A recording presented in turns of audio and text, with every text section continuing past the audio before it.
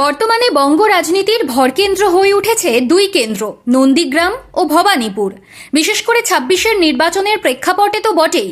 এই পরিস্থিতিতে নেতাজির জন্মজয়ন্তী আর বাগদেবীর বন্দনার দিনে শুভেন্দু অধিকারীর চরকি পাক দুই কেন্দ্রকেই আরও একবার তুলে নিয়ে এলো আলোচনার কেন্দ্রে। তার চেয়েও বড় কথা, যে প্রশ্নটা সবচেয়ে বেশি ধাঁধার জন্ম দিল তা হল আসন্ন বিধানসভা নির্বাচনে শুভেন্দু অধিকারী প্রার্থী হচ্ছেন কোন কেন্দ্রে?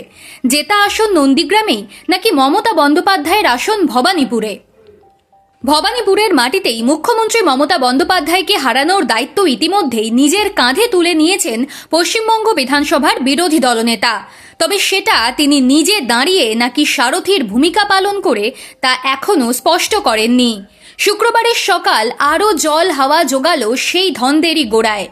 বাঙালির ঘরে দুই আরাধ্যের আরাধনার দিনে ভবানীপুর চষে ফেললেন শুভেন্দু। মমতার গড়ে দাঁড়িয়ে যেমন জনসংযোগ সারলেন, তেমনি খোলা চ্যালেঞ্জ ছুড়ে দিয়ে বার্তা দিলেন বিজেপির সংগঠন কতটা মজবুত হচ্ছে। এদিন শুভেন্দু সাংবাদিকদের মুখোমুখি হয়ে বলেন, তৃণমূলের নিচুতলা ফাঁকা হয়ে গিয়েছে, ভবানীপুরে এতক্ষণ আছি। এতেই উনি বিচলিত। ঘন ঘন পুলিশের কাছে খোঁজ নেবেন, আরও অনেকক্ষণ থাকব। সরস্বতী পুজোর উদ্বোধন করব, ৩৬টা আমন্ত্রণ পেয়েছি, এটা শুনে রাখা দরকার। ভবানীপুর এলাকার একাধিক মণ্ডপে পা রাখাই শুধু নয়, এদিন নেতাজি সুভাষচন্দ্র বসুর জন্মজয়ন্তী ও পরাক্রম দিবসে ডক্টর শ্যামাপ্রসাদ মুখোপাধ্যায়ের বাড়ি থেকে নেতাজি ভবন পর্যন্ত শোভাযাত্রাতেও অংশগ্রহণ করেন নন্দীগ্রামের বিধায়ক। দিনের আলো নিভতেই সেই শুভেন্দু আবার নিজের খাসতালুকে। সেখানে দাঁড়িয়ে বিস্ময়করভাবে তাঁর মুখে শোনা গেল খেলা হবের কথা। বললেন, ২১-এ খেলা হয়েছিল নন্দীগ্রামে, আবার হবে। একথা বলাই বাহুল্য। ২১-এর নির্বাচনে সাড়া ফেলেছিল তৃণমূলের খেলা হবে স্লোগান। ২৬-এর নির্বাচনের আগেও সেই খেলা হবে স্লোগান নিয়ে জোর আলোচনা।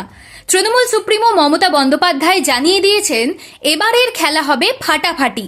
বিজেপিও যে এবার খেলবে সে কথা বলেছেন মিঠুন চক্রবর্তী। এবার সেই খেলা হবে স্লোগান শোনা গেল বিধানসভার বিরোধী দলনেতা শুভেন্দু অধিকারীর গলায়, যা নিয়ে কটাক্ষ করতে ছাড়েনি রাজ্যের শাসক দল। ২১-এর নির্বাচনে হাই ভোল্টেজ নন্দীগ্রামে হাড্ডাহাড্ডি লড়াই শেষে মমতাকে ১৯৫৬ ভোটে হারান শুভেন্দু। ২১-এর সেই নির্বাচনের ফলের কথাই শুক্রবার নন্দীগ্রামে গিয়ে মনে করালেন বিধানসভার বিরোধী দলনেতা। নন্দীগ্রামে একটি সরস্বতী পুজোর অনুষ্ঠানে এসে তিনি বলেন, খেলা হবে, ২১-এর মতো খেলা হবে। ২১-এ খেলা হয়েছিল নন্দীগ্রামে, আবার হবে। খেলো, তোমরা দেখতে থাকবে, দেখবি আর জ্বলবি, লুচির মতো ফুলবি। শুভেন্দুর এই মন্তব্যের পরই জল্পনা বাড়ছে, তাহলে কি নন্দীগ্রামে ফের প্রার্থী হবেন ভূমিপুত্র শুভেন্দুই?